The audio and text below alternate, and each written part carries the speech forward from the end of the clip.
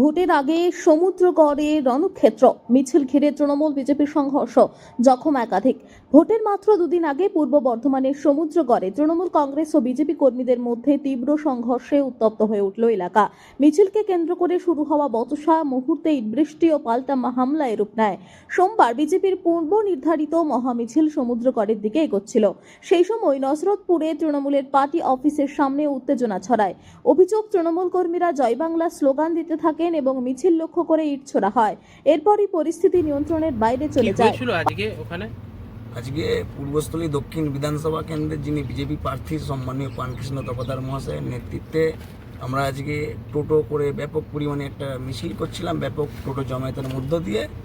কিন্তু যখন আমাদের এই টোটো মিছিলটা সমুদ্রগড়ের আগে যে নসরতপুর যে তৃণমূল পার্টি অফিস, সেই পার্টি অফিসের ওইখানে আমরা অতিক্রম করছি, তখন তৃণমূলের ওখানকার যে মস্তান আছে অমিত মোদক, তার নেতৃত্বে ওই দিক থেকে 8-10 জন ছেলে নিয়ে তারা স্লোগান দিচ্ছে।